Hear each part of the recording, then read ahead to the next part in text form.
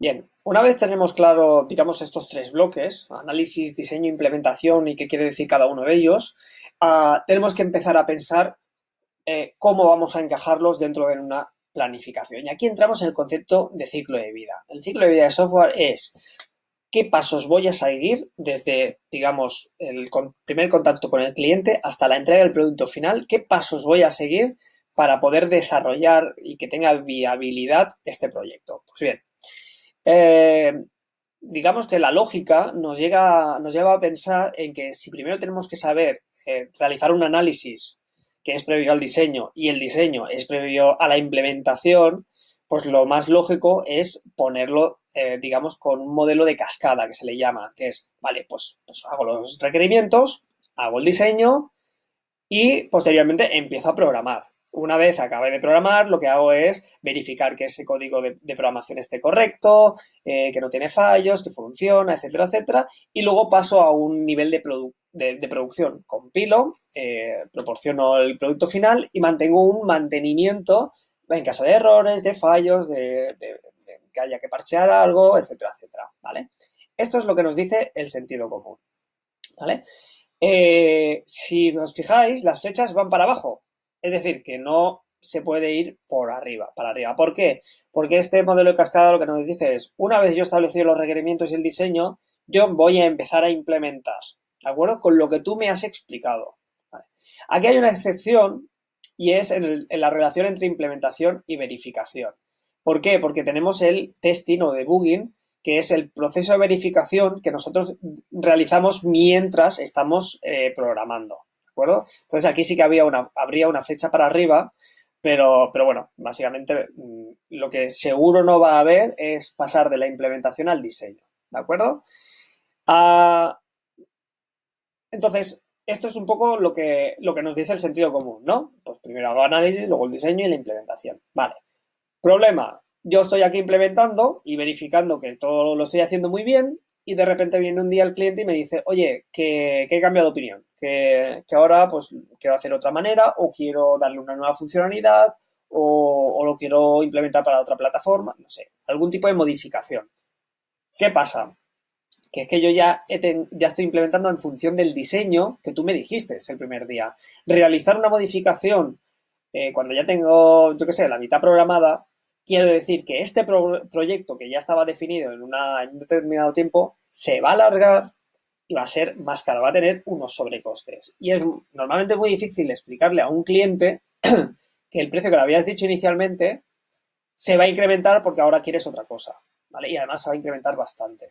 Y generalmente lo que se tiende a decir, bueno, vale, lo modifico, bueno, vale, lo modifico. Y al final acabas infravalorando el coste del proyecto, ¿de acuerdo? Entonces esto que parece lo más sensato y que cumple, digamos, el sentido común de análisis, diseño e implementación, tiene un defecto y es que cualquier tipo de cambio de opinión o de error o de cualquier cosa que se haya producido en el requerimiento y diseño va a tener unos sobrecostes muy importantes.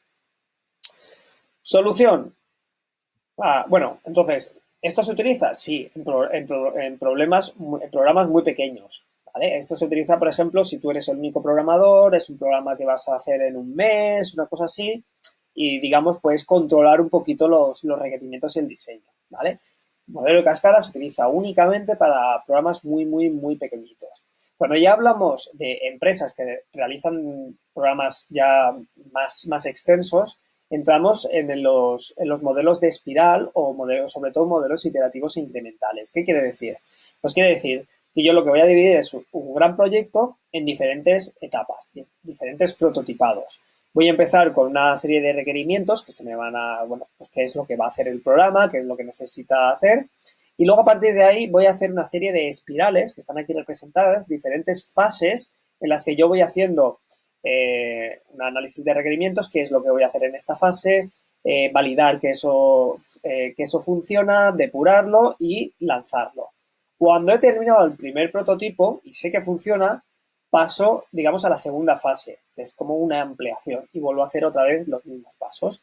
De esta manera vamos controlando un poquito más, tenemos más margen de maniobra y los tiempos son más realistas, porque si yo tengo un problema aquí en la primera fase, yo tengo mucho tiempo para poder ampliar, digamos, el plazo de entrega final, porque yo puedo avisar con tiempo de que ha habido un problema en la primera fase y ha de ampliarse. En cambio aquí, esto es mucho más difícil. Yo tengo aquí una fecha de entrega. Si yo ya lo estoy terminando y de repente me hacen modificar una cosa que hice al principio, pues es muy difícil de estimar los tiempos de entrega o avisar con tiempo. ¿De acuerdo? Aquí pues es un poquito más controlable. ¿Cuál es el problema de aquí? Pues que sí que es cierto que haya una especie de verificación de requerimientos en cada una de las fases. Lo cierto es que las reuniones se siguen manteniendo únicamente al principio del inicio del proyecto. Digamos, las reuniones de requerimiento y de diseño. Y el resto simplemente son fases de desarrollo. Entonces pasamos al modelo iterativo o incremental. Este es bastante más útil. Lo que nos dice es, vamos a trabajar por fases, igual que el modelo espiral, pero aquí la diferencia es que la planificación y el requerimiento y análisis van a formar parte de cada una de las iteraciones. Es decir, que va a haber una comunicación directa con el cliente en el que le vamos a decir, mira, pues durante este mes vamos a desarrollar el bloque de login. ¿Qué es lo que quieres que haga el bloque de login? Entonces, nos centramos en una reunión que sean para las especificaciones de ese bloque que se va a desarrollar. Luego pasamos a otro bloque diferente, luego a otro y a otro y a otro. De esa manera, al tener un contacto más directo con el cliente, se consigue que, digamos, que las fases estén muchísimo mejor completadas, ¿no? Los análisis haya menos riesgo de que haya un análisis erróneo. Y si ha habido un análisis erróneo, lo único que tienes que hacer es cambiar ese bloque de iteración. Mientras que aquí, por ejemplo, si había un error aquí en el análisis, a lo mejor te afecta a este prototipo y a este y a este. ¿De acuerdo? Un poco digamos, la ventaja. Inconveniente, evidentemente, esto se tarda más tiempo de hacer porque necesitas más reuniones, necesitas más planificación y más análisis que no que simplemente lo hagas al principio durante un día y el resto te dediques a programar. ¿De acuerdo? Entonces, ¿para cuándo se utilizan estos? Para programas muy largos, para programas de largo desarrollo, en el que tienes que tener claro que todo aquello que hagas es lo que tienes que hacer y además funciona. Fijaos que aquí, a partir de esta flecha, es testeo y evaluación. O sea, que tú estás seguro de que esa pieza de código cumple con los requisitos porque están verificados, han sido correctamente analizados y diseñados y desarrollados y además han sido testeados y evaluados. Y entonces, digamos que cuando tú haces el deployment, cuando haces la compilación y la sacada de esta parte, pues estás prácticamente seguro de que está bien y que no vas a tener que volver a retocarlo, lo cual da muchísimas ventajas. Recordad siempre que lo que genera más sobrecostes y más pérdida de tiempo y de indignación es tener que modificar algo que ya has hecho. Y aquí entramos con los modelos Agile, que lo escucharéis muchísimo. ¿Qué es esto? Bueno, pues esto es un poco una filosofía de desarrollo, no es tanto una metodología, digamos, sería esto, un ciclo de vida. Y aquí lo que nos dice es tener en cuenta siempre de hacer las cosas de manera iterativa, con interacción con el cliente, está en constante comunicación, que seas capaz de responder ante los cambios que te planteas sin que eso suponga un gran problema y que tengas un vínculo muy, muy estrecho con el cliente, ¿vale? Que el cliente no diga, mira, quiero hacer un programa, no, que el cliente forme parte del desarrollo y que esté constantemente, aunque esto nos puede generar un poco de molestias, pero al final tenemos beneficios, ¿de acuerdo? Pues un poco es lo que nos dice el modelo Agile. Entonces aquí lo que nos dice es, aquí lo que tenéis son ejemplos de modelo Agile. Bueno, os he puesto aquí unos vídeos que están súper bien explicados. Básicamente es cómo tiene que funcionar un equipo de desarrollo. Si os fijáis, este dibujo corresponde al modelo iterativo incremental, ¿vale? Porque es un poco esta metodología la que utiliza, de estar constantemente haciendo pequeñas partes de código donde se evalúan, se analizan y se desarrollan, ¿vale? Para al final crear un proyecto o una parte de un proyecto, ¿de acuerdo? Entonces, aquí está el Scrum y cómo funciona, y luego el Extreme, que es muy parecido, pero esto es un poco más de filosofía respeto, courage. Esto es un poco más como no sobrecargar al programador, respetar un poco que si no se puede trabajar, pues no se hacen más horas, se adapta, digamos, el programa, digamos, el desarrollo del software a los programadores y no los programadores al programa de software, ¿vale? Es un poco más filosófico que otra cosa, ¿vale? Y nada, ya está, simplemente para acabar.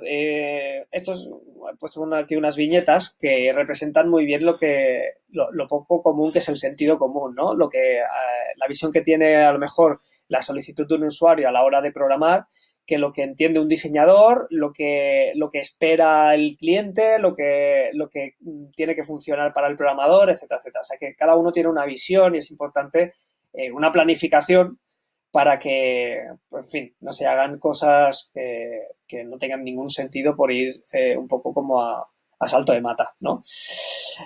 Vale, pues a ver, básicamente entonces lo que habría que hacer es una actividad que os voy a poner, pero básicamente será buscar información sobre el Scrum y el Extreme y hacer una actividad, ¿vale? Ya os la comentaré en una entrega para que lo tengáis claro, pero será sencillito, ¿de acuerdo? Y ya está, pues venga, hasta luego.